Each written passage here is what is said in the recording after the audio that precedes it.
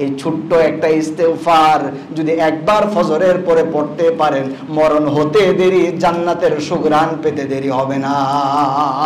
এজন্য সালাম যখন ফিরানো হবে, দুনিয়াবি কোনো কথাবার্তা না পড়ে আল্লাহর রাসূল যেভাবে আমাদের শিখিয়েছেন ওইভাবে আমরা ইস্তেগফার পড়ব।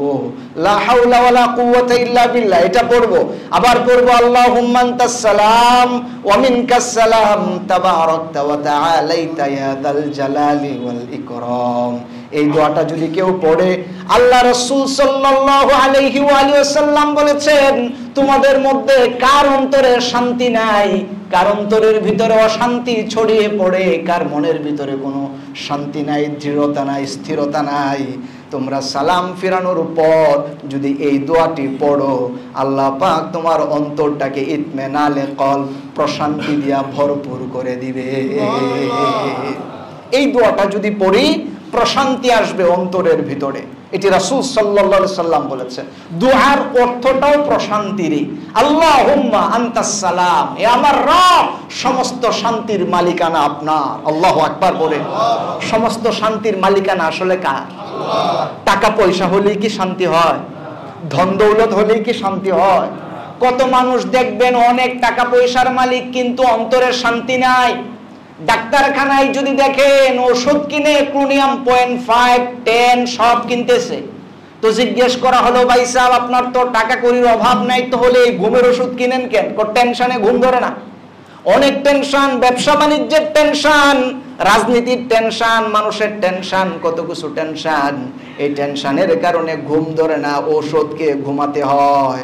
আবার অনেক গরিব শ্রেণীর মানুষ আছে, রিক্সা চালায়, ঠেলা চালায়, ছোট্ট একটা চাকরি করে, দিনে আনে দিনে খায়, কঠোর পরিশ্রম করে, রাতের বেলায় শুইতে দেরি হয়, ঘুম হইতে দেরি হয় না, আছে না নাই? এই যে প্রশান্তির ঘুম, টেনশন নাই। বাচ্চা আছে 2টা বা 3টা, সবটাই কথা মানে। বাচ্চা আছে 5টা, 5টায় বাবার সম্মান দেয়, কথা মানে। কিন্তু অনেক টাকাওয়ালা এমন আছে, বাচ্চা মুডে মাডে পাইছে 1 খান, নেয় নাই আর কোনো খান। বুড়া হয়েছে এখন একটা এমন বেতাল, 10টাতে যে ব্যথা দেয় না, একটা তার চাইতে বেশি। এরকম বাজে সন্তান আছে না নাই? এজন্য আমার প্রিয় ভাইয়েরা, শান্তি যে কখন কাকে কিভাবে দিবেন এটা জানে কেবলমাত্র কে? আপনার সন্তান একটা হলেই যে আপনি শান্তিতে থাকবেন কোনো গ্যারান্টি নাই। কারণ সন্তান একটা হইছে কিন্তু জন্মের খারাপ, টেনশনে আপনার ঘুম ধরবে না। সন্তান 5টা হইলেই যে আপনার খুব বেশি টেনশন হবে এটা নাও হইতে পারে। 5টা সন্তান, বড়টা পড়ে ইউনিভার্সিটিতে, ছোট পড়ে কলেজে, বাকি 2টা স্কুলে। দেখবেন বড়টা নিজে টিউশন করে কিছু কামায়, নিজের খরচ নিজে চালায়, আবার বাবারে লুঙ্গি উপহার দেয়, মারে একটা শাড়ি উপহার দেয়, ছোট বোনের জন্য আইসক্রিম নিয়ে আসে, ছোট ভাইয়ের জন্য চকলেট নিয়ে আসে। কি শান্তি! বড় ভাই হিসাবে সব কিছু করে, ছোট ভাইয়েরাও বড় ভাইয়ের কাছ থেকে পায়। বাবাও খুশি, লুঙ্গি পাইছে, বছরে একটা পাইলেও খুশি, না দিলেও খুশি। কি সুন্দর ব্যবহার! কারণ সন্তান বুঝে বাবা আমার হালাল টাকায় চলে, অল্প টাকায় বাবা পায়। বাবার টাকাগুলো জোর করে আনার মতো পরিস্থিতি নাই, নিজে কষ্ট করে প্রাইভেট পড়ায়। 1000, 2000, 5000 টাকা পায়, কোন রকম 2-1টা প্রাইভেট পড়ে নিজের খরচ নিজে চালায়। আবার মা বাবার সাথে সুন্দর ব্যবহার করে। কিন্তু এমনও অনেক বড় লোকের সন্তান আছে, নিমক হারাম, বাবার কষ্ট বুঝে না, বাবার মনে কি চাই তা অনুভব করে না। একটা হইছে তো বাবার কাছে আজকে এটা আবদার, কালকে এটা আবদার, আজকে R15, কালকে পাজারো গাড়ি, এরপরে তো কেসিনোর মালিক বানায় দিল, কাজ হয় না, সব খারাপ কাজগুলো করে। আবার বাবা বছরের 365 দিনে 355 দিনেই দেয়, বাকি 5 দিন আর 10 দিন যদি একটু মনের আশা পূর্ণ না করতে পারে তাহলেই বাবা খারাপ, বাবাকে গালি। এমন অনেক বেজন্মা সন্তান আছে, মা বাবার সাথে এমন বেয়াদবি পর্যন্ত করেছে। আমাদের দেশে ঐশী নামক মেয়ের নামও আমরা জানি, যারা সন্তান হইয়াও নিজের হাতে বাবা মাকে খুন করেছে, আছে না নাই? নিজের হাতে বাবা মাকে খুন করেছে। সন্তান কেবল নাকি একটাই ছিল, আমার জানা মতে ঐশী মেয়েটা একাই ছিল। কিন্তু একটা বাচ্চা মা বাবা কি আশা না পূরণ করছে বলেন? এই মেয়েটার সব আশাই তো নিশ্চয়ই পূরণ করছে। একটা মা বাবা কি না করে বাচ্চার জন্য। আর সেই বাচ্চা, মেয়ে যাদের মন নাকি এমনি থাকে নরম, এ যদি মা বাবার গলা কেটে হত্যা করতে পারে, তাহলে আপনি কিভাবে ধরে নেন যে একটা সন্তান হলেই আপনাকে শান্তি দিবে আর আপনার টেনশন কম হবে? আসলে কিসে শান্তি আছে আর কিসে শান্তি নাই আপনি তা জানেন না, জানেন কে? আল্লাহ। এজন্য আল্লাহর কাছে দোয়া করতে হবে, আল্লাহুম্মা আনতাস সালাম ওয়া মিনকাস সালাম তাবারাকতা ওয়া তাআলাইতা ইয়া যাল জালালি ওয়াল ইকরাম। অর্থ হলো, আমার রব, আপনি হলেন সব শান্তির মালিক। আল্লাহুম্মা আনতাস সালাম ওয়া মিনকাস সালাম। ও রব, আপনার পক্ষ থেকেই শান্তি বিরাজ করে, শান্তি আপনার কাছ থেকেই আসে, কোনো মানুষ দিতে পারে না। কোন সন্ত্রাসীর কাছ থেকেও যেরকম শান্তির আশা করা যায় না, কোন রাষ্ট্রনায়কও শান্তি দিতে পারে না। শান্তি দেওয়ার মালিক আপনি, শান্তি আপনার কাছ থেকে আসে। ও তাবারাকতা ইয়া যাল জালালি ওয়াল ইকরাম। ওগো আমার রব, বরকত দিয়া, শান্তি দিয়া আপনি আমাদের ভরপুর করে দেন। কি সুন্দর দোয়া, কি চমৎকার দোয়া। আল্লাহর কাছে এভাবে চাইতে হয় যে রব, আপনি শান্তির মালিক, আপনার কাছ থেকে শান্তি আসে, আর কারো কাছ থেকে আসে না। আপনি আমাদেরকে শান্তি দিয়া, বরকত দিয়া ভরপুর করে দেন। সুবহানাল্লাহ। এজন্য নামাজের পরে শান্তির দোয়া চাইতে হবে কার কাছে? আল্লাহুম্মা আনতাস সালাম। সবাই পড়েন, আল্লাহুম্মা আনতাস সালাম ওয়া মিনকাস সালাম তাবারাকতা ওয়া তাআলাইতা ইয়া যাল জালালি ওয়াল ইকরাম। এই দোয়াটি পড়বেন শান্তির জন্য। আবার রাসূল সরওয়ারে দু আলম নবী মুহাম্মদুর রাসূলুল্লাহ সাল্লাল্লাহু আলাইহি ওয়া আলিহি ওয়াসাল্লাম হাদিসের মধ্যে শিখিয়েছেন, বান্দা তোমরা গুনাহগার, গুনাহে ভরপুর, সগীরা গুনাহ কবিরা গুনার অভাব নাই আমাদের, গুনাহ মাফেরও দরকার আছে। যেহেতু নামাজের পরই আল্লাহ পাক তোমার দোয়া কবুল করবেন, এজন্য নামাজের পরে রাসূল এমন সব তাসবিহ শিখিয়েছেন, যদি একবার আপনি তাসবিহ কমপ্লিট করতে পারেন, পিছনের সব সগীরা গুনাহগুলো আল্লাহ মুছে সাফ করে দিবে। হাদিসে আল্লাহ রাসূল বলেছেন, কেউ যদি নামাজের পরে 33 বার পরে সুবহানাল্লাহ, সুবহানাল্লাহ কতবার? 33 বার। আবার পরে সুবহানাল্লাহর পরে আলহামদুলিল্লাহ 33 বার। আবার যদি 34 বার পরে আল্লাহু আকবার, এই তিনটি তাসবিহ দিয়া 100 যদি কেউ কমপ্লিট করে, আল্লাহ রাসূল বুখারীর হাদিসে বলেছেন, কারো যদি সমুদ্রের ফেনা সমতুল্য গুনাহ যদি থাকে, আল্লাহ পাক ওই ব্যক্তির সগীরা গুনাহ সব মাফ করে দিবে। এজন্য নামাজের ফেরানোর পরে দুনিয়াবি কথা বলার সময় নাই, কারণ রাসূলের শিখানো দোয়ার অভাব নাই। বিসমিল্লাহির রহমানির রহিম। ইন্নাল্লাহা ওয়া মালাইকাতাহু ইউসাল্লুনা আলান নবী ইয়া আইয়ুহাল্লাযীনা আমানু সাল্লু আলাইহি ওয়া সাল্লিমু তাসলিমা।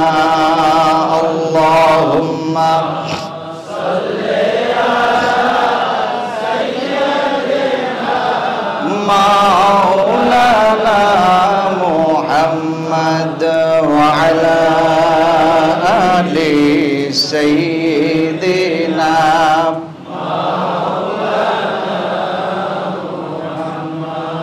आशिकों का क्या मजा है, माशूकों को पूछियो शाके गुलमा क्या मजा है, बुलबुलों से पूछियो। अल्लाहुम्मा सल्ले अला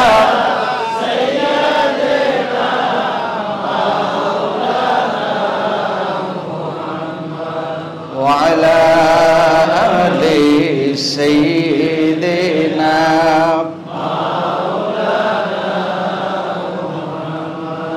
মন আমার কাঁদরে, দিল আমার কাঁদরে, যেতে সোনার মদিনায়। ওই মদিনার পথের ধুলি, ওই মদিনার পথের ধুলি, জোড়ায় মনোবেদনা। সাল্লি আলা মাওলানা মুহাম্মদ ওয়া আলা আলি সাইয়্যিদিনা পরিসবাই বালাগাল উলা বিকামালিহি কাশাফাত তুজা বিজামালিহি হাসনাত জামিউ খিসালিহি সাল্লু আলাইহি মুহতারাম মুআজ্জাজ দিগার মুসল্লিয়ানে কেরাম, আল্লাহ জাল্লা শানুহু ওয়া আম্মা নওয়ালুহু এর আজিমুশ শান শাহানশাহী দরবারে শুকরিয়া জ্ঞাপন করি যে মুনিব আমাদেরকে অত্যন্ত মায়া করে মোহাব্বত করে আল্লাহ তাআলার ঘর মসজিদে এসে জুমার নামাজে শরীক হওয়ার তৌফিক আমাদের নসিব করেছেন। আল্লাহ পাকের দরবারে আমরা শুকরিয়া তান সমস্বরে পাঠ করি আলহামদুলিল্লাহ। আল্লাহ পাকের শুকরিয়া আদায় করা, রব্বে কারীমের গুণকীর্তন করা, রবের কাছে চাওয়া, এই হলো বান্দার কাজ।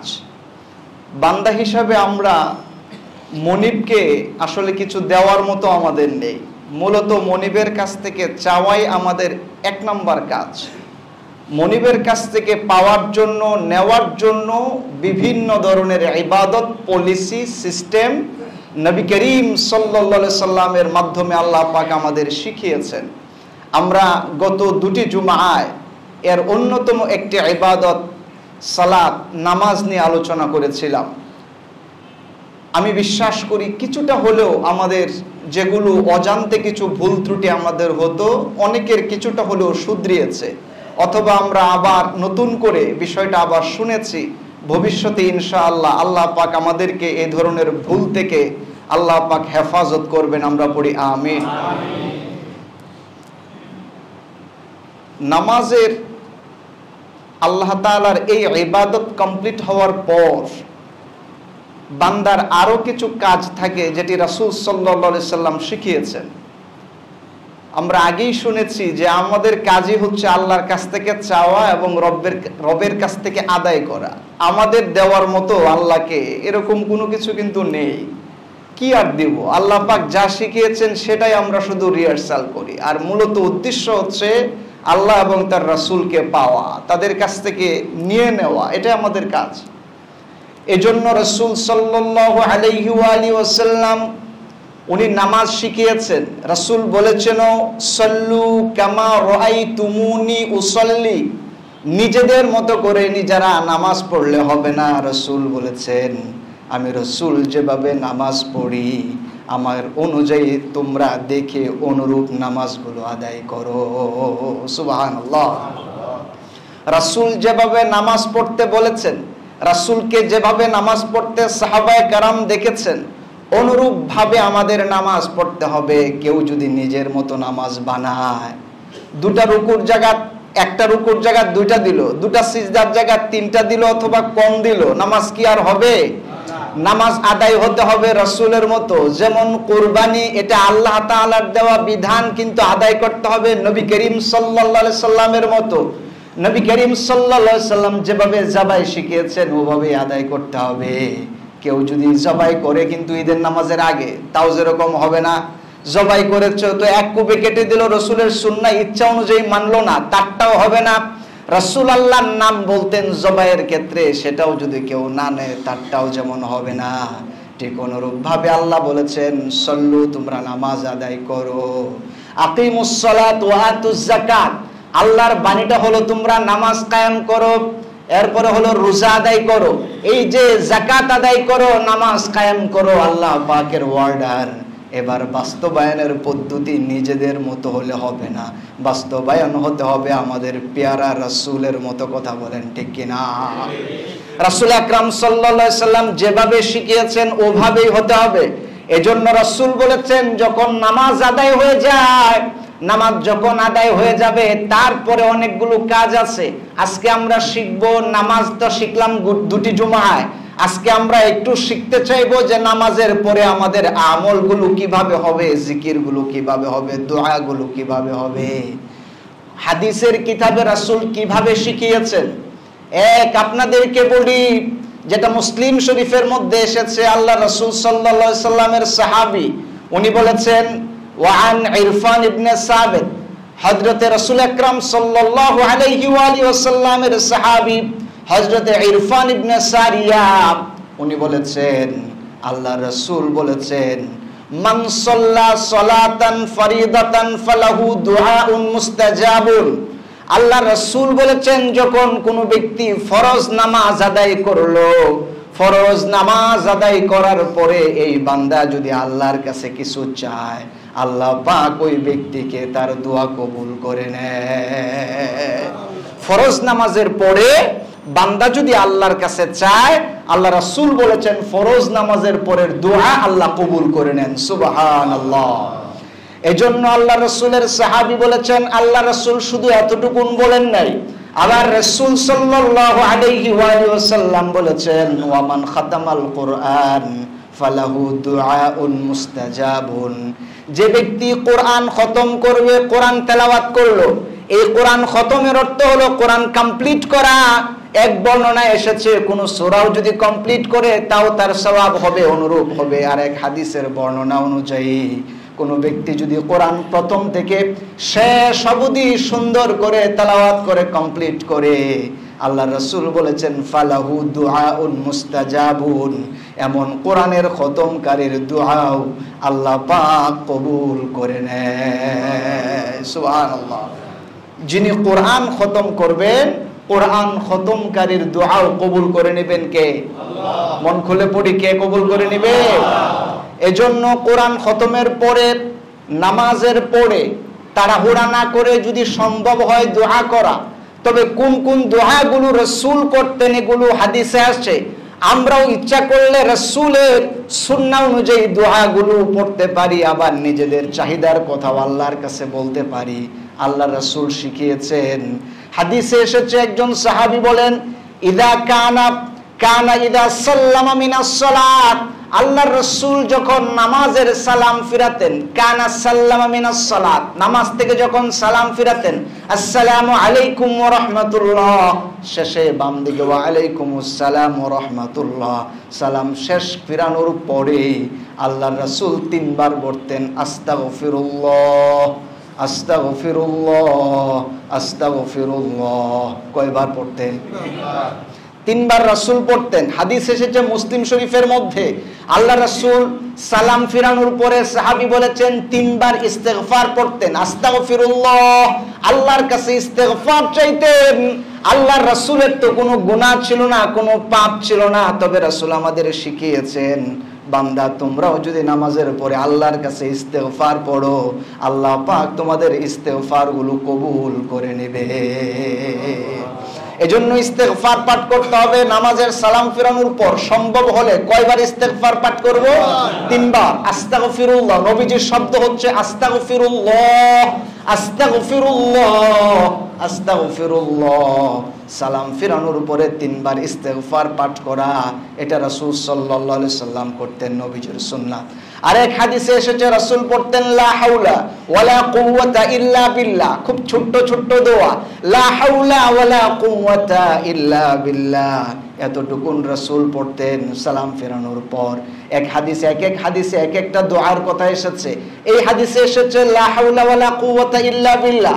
আবার আরেকটি হাদিস যেটি বুখারীর মধ্যে এসেছে, আল্লাহ রাসূল পড়তেন আল্লাহুম্মা আনতাস সালাম ওয়া মিনকাস সালাম তাবারাকতা ইয়া যাল জালালি ওয়াল ইকরাম।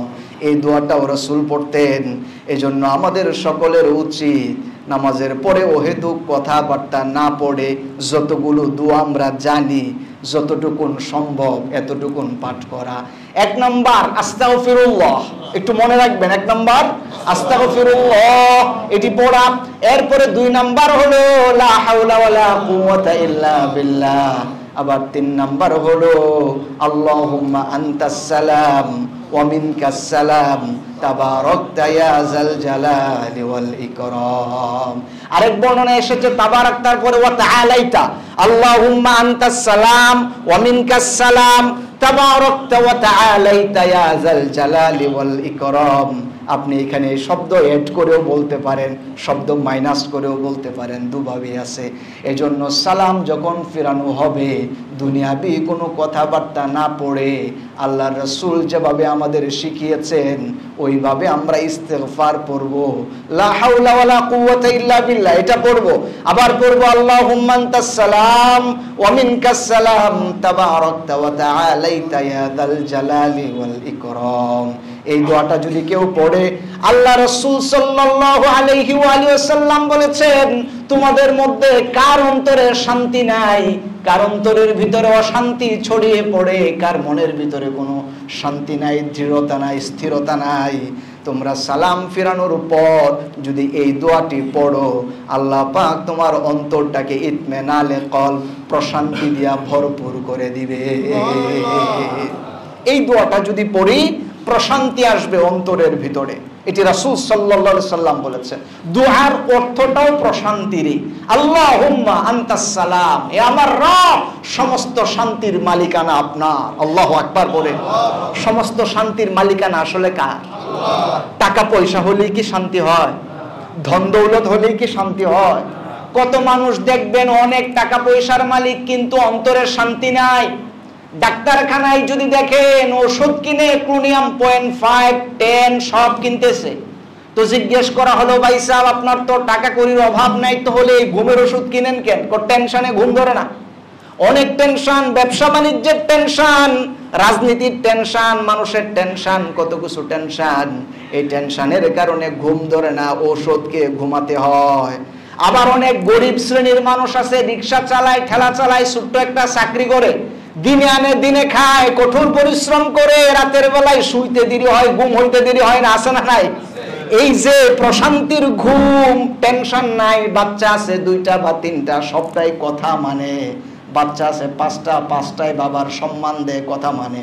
কিন্তু অনেক টাকাওয়ালা এমন আছে বাচ্চা মুডে মাডে পাইছে 1 খান, নেয় নাই আর কোনো খান। বুড়া হয়েছে এখন একটা এমন বেতাল, 10টাতে যে ব্যথা দেয় না একটা তার চাইতে বেশি, এরকম বাজে সন্তান আছে না নাই? এজন্য আমার প্রিয় ভাইয়েরা, শান্তি যে কখন কাকে কিভাবে দিবেন এটা জানে কেবলমাত্র কে? আপনার সন্তান একটা হলেই যে আপনি শান্তিতে থাকবেন কোনো গ্যারান্টি নাই। কারণ সন্তান একটা হইছে কিন্তু জন্মের খারাপ, টেনশনে আপনার ঘুম ধরবে না। সন্তান 5টা হইলেই যে আপনার খুব বেশি টেনশন হবে এটা নাও হইতে পারে। 5টা সন্তান, বড়টা পড়ে ইউনিভার্সিটিতে, ছোট পড়ে কলেজে, বাকি 2টা স্কুলে। দেখবেন বড়টা নিজে টিউশন করে কিছু কামায়, নিজের খরচ নিজে চালায়, আবার বাবারে লুঙ্গি উপহার দেয়, মারে একটা শাড়ি উপহার দেয়, ছোট বোনের জন্য আইসক্রিম নিয়ে আসে, ছোট ভাইয়ের জন্য চকলেট নিয়ে আসে। কি শান্তি! বড় ভাই হিসাবে সবকিছু করে, ছোট ভাইয়েরাও বড় ভাইয়ের কাছ থেকে পায়। বাবাও খুশি, লুঙ্গি পাইছে, বছরে একটা পাইলেও খুশি, না দিলেও খুশি। কি সুন্দর ব্যবহার! কারণ সন্তান বুঝে বাবা আমার হালাল টাকায় চলে, অল্প টাকায় বাবা পায়। বাবার টাকাগুলো জোর করে আনার মতো পরিস্থিতি নাই, নিজে কষ্ট করে প্রাইভেট পড়ায়। 1000, 2000, 5000 টাকা পায়, কোন রকম 2-1টা প্রাইভেট পড়ে নিজের খরচ নিজে চালায়। আবার মা বাবার সাথে সুন্দর ব্যবহার করে। কিন্তু এমনও অনেক বড় লোকের সন্তান আছে নিমক হারাম, বাবার কষ্ট বুঝে না, বাবার মনে কি চাই তা অনুভব করে না। একটা হইছে তো বাবার কাছে আজকে এটা আবদার, কালকে এটা আবদার, আজকে R15, কালকে পাজারু গাড়ি, এরপরে তো কেসিনোর মালিক বানায় দিল, কাজ হয় না, সব খারাপ কাজগুলো করে। আবার বাবা বছরের 365 দিনে 355 দিনেই দেয়, বাকি 5 দিন আর 10 দিন যদি একটু মনের আশা পূর্ণ না করতে পারে তাহলেই বাবা খারাপ, বাবাকে গালি। এমন অনেক বেজন্মা সন্তান আছে মা বাবার সাথে এমন বেয়াদবি পর্যন্ত করেছে। আমাদের দেশে ঐশী নামক মেয়ের নামও আমরা জানি, যারা সন্তান হইয়াও নিজের হাতে বাবা মাকে খুন করেছে, আছে না নাই? নিজের হাতে বাবা মাকে খুন করেছে। সন্তান কেবল নাকি একটাই ছিল, আমার জানা মতে ঐশী মেয়েটা একাই ছিল। কিন্তু একটা বাচ্চা মা বাবা কি আশা না পূরণ করছে বলেন? এই মেয়েটার সব আশাই তো নিশ্চয়ই পূরণ করছে। একটা মা বাবা কি না করে বাচ্চার জন্য। আর সেই বাচ্চা, মেয়ে যাদের মন নাকি এমনি থাকে নরম, এ যদি মা বাবার গলা কেটে হত্যা করতে পারে তাহলে আপনি কিভাবে ধরে নেন যে একটা সন্তান হলেই আপনাকে শান্তি দিবে আর আপনার টেনশন কম হবে? আসলে কিসে শান্তি আছে আর কিসে শান্তি নাই আপনি তা জানেন না, জানেন কে? আল্লাহ। এজন্য আল্লাহর কাছে দোয়া করতে হবে, আল্লাহুম্মা আনতাস সালাম ওয়া মিনকাস সালাম তাবারাকতা ওয়া তাআলাইতা ইয়া যাল জালালি ওয়াল ইকরাম। অর্থ হলো, আমার রব, আপনি হলেন সব শান্তির মালিক। আল্লাহুম্মা আনতাস সালাম ওয়া মিনকাস সালাম, ও রব, আপনার পক্ষ থেকেই শান্তি বিরাজ করে, শান্তি আপনার কাছ থেকেই আসে, কোনো মানুষ দিতে পারে না। কোন সন্ত্রাসীর কাছ থেকেও যেরকম শান্তির আশা করা যায় না, কোন রাষ্ট্রনায়কও শান্তি দিতে পারে না। শান্তি দেওয়ার মালিক আপনি, শান্তি আপনার কাছ থেকে আসে। ও তাবারাকতা ইয়া যাল জালালি ওয়াল ইকরাম, ওগো আমার রব, বরকত দিয়া, শান্তি দিয়া আপনি আমাদের ভরপুর করে দেন। কি সুন্দর দোয়া, কি চমৎকার দোয়া। আল্লাহর কাছে এভাবে চাইতে হয় যে রব, আপনি শান্তির মালিক, আপনার কাছ থেকে শান্তি আসে, আর কারো কাছ থেকে আসে না। আপনি আমাদেরকে শান্তি দিয়া, বরকত দিয়া ভরপুর করে দেন। সুবহানাল্লাহ। এজন্য নামাজের পরে শান্তির দোয়া চাইতে হবে কার কাছে? আল্লাহুম্মা আনতাস সালাম। সবাই পড়েন, আল্লাহুম্মা আনতাস সালাম ওয়া মিনকাস সালাম তাবারাকতা ওয়া তাআলাইতা ইয়া যাল জালালি ওয়াল ইকরাম। এই দোয়াটি পড়বেন শান্তির জন্য।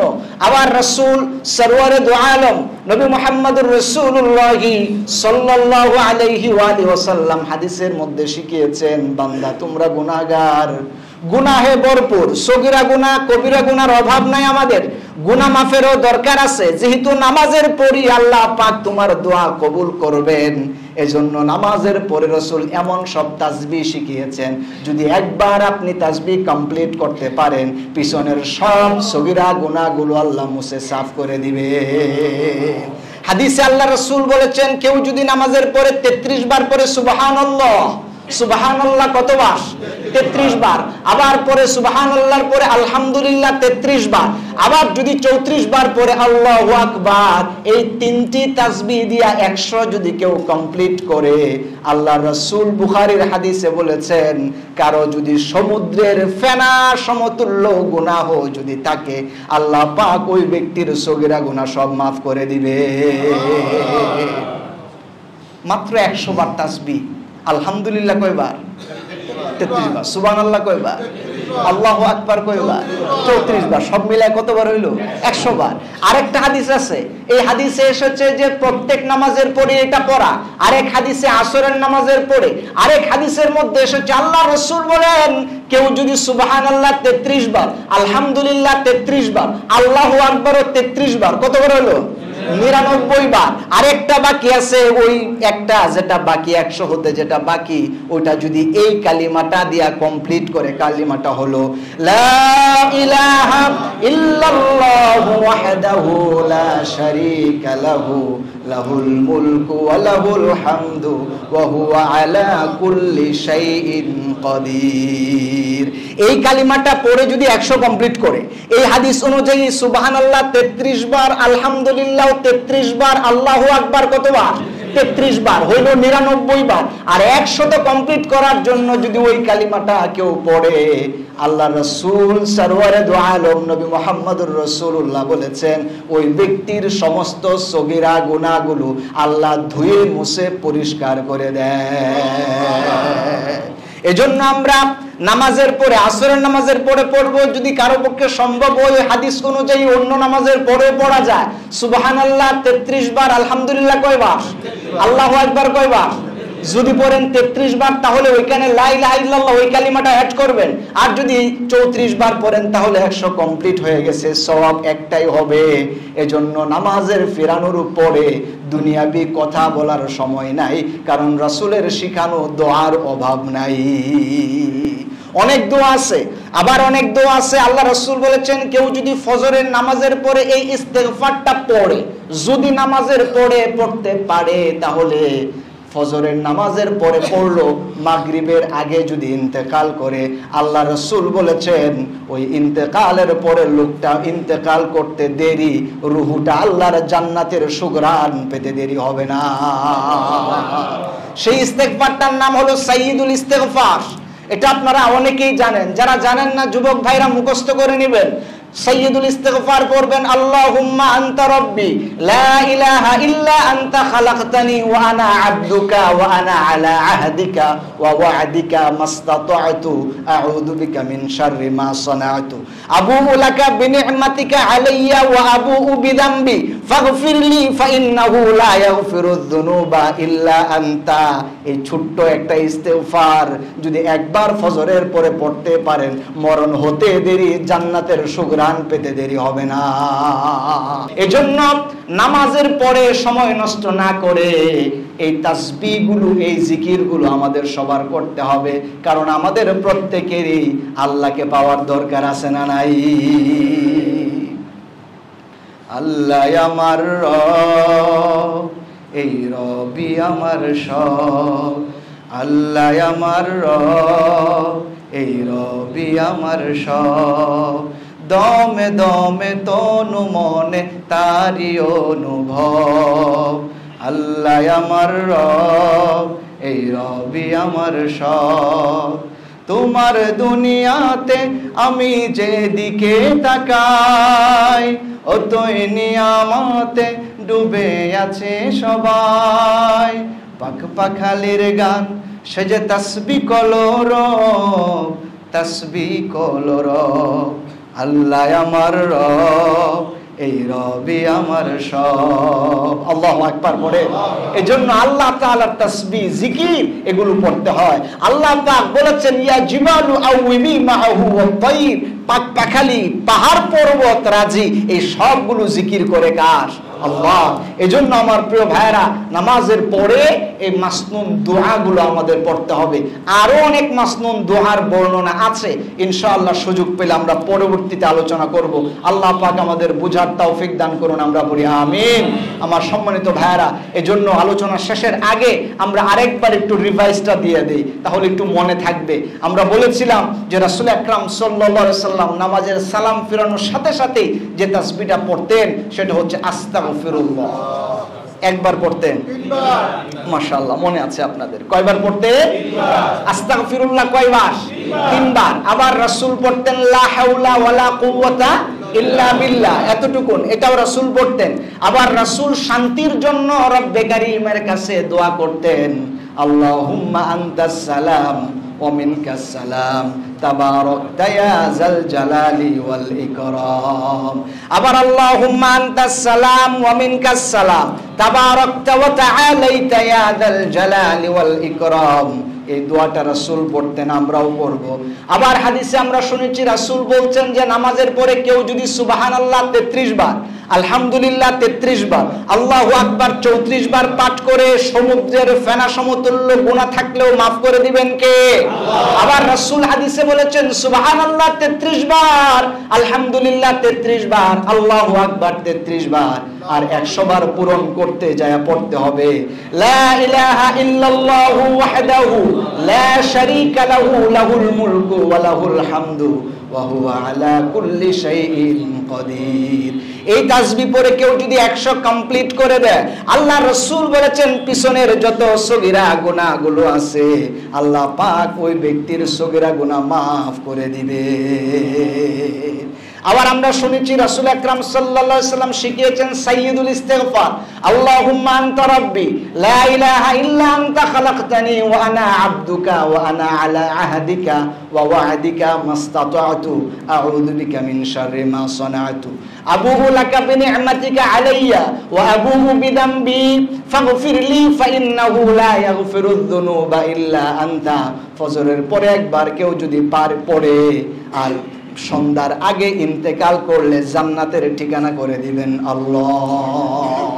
মাগরিবের পরে পড়লে ফজরের ভিতরে ইন্তেকাল করলে জান্নাতের ঠিকানা বানিয়ে দিবেন আল্লাহ। আমার প্রিয় ভাইরা, এই দোয়াগুলো আমরা পড়েছি রাসূল আকরাম সাল্লাল্লাহু আলাইহি সাল্লামের কাছ থেকে শুনে, কারণ রাসূলের সাহাবী বর্ণনা করেছেন, যিনি ইরফান ইবনে সারিয়া রাদিয়াল্লাহু তাআলা আনহু বর্ণনা করেছেন, মান সাল্লা সালাতাল ফরদ ফালাহু দুআউন মুস্তাজাবুন কেউ যদি ফরজ নামাজ কমপ্লিট করলো এরপরই সময় হচ্ছে আল্লাহ তার দোয়া কবুল করে নেন। সুবহানাল্লাহ। আরেকটা কি ছিল হাদিসে আল্লাহ রাসূলের সাহাবী আল্লাহ রাসূল থেকে বলেছেন যে ওয়ামান কারা আল কোরআন, আরেক জায়গায় আছে ওয়ামান খাতামাল কোরআন, যে কোরআন খতম করলো ফালাহু দুআউন মুস্তাজাবুন, ওই কোরআন খতমকারী দোয়া আল্লাহ কবুল করে নেন। সুবহানাল্লাহ। এজন্য আলহামদুলিল্লাহ আমাদের মসজিদে প্রায়শই আপনাদের অনেকে কিন্তু বিভিন্ন খতম কমপ্লিট করে, কোরআন শরীফ খতম কমপ্লিট করে, তারপরে কিন্তু সকলের কাছেও দোয়া চায়। এগুলো অত্যন্ত ভালো কাজ। আল্লাহ পাক প্রত্যেক কোরআন খতমকারীর দোয়াগুলোকে কবুল করুন, আমরা পড়ি আমিন। আল্লাহ পাক আমাদের এই দোয়াগুলো নামাজ সুন্দরভাবে আদায় করে মাসনুন এই দোয়াগুলো পাঠ করার তৌফিক আল্লাহ পাক আমাদের দান করুন, আমরা পড়ি আমিন। ওয়া আখিরু দাওয়ানা আনিল হামদুলিল্লাহি রাব্বিল আলামিন।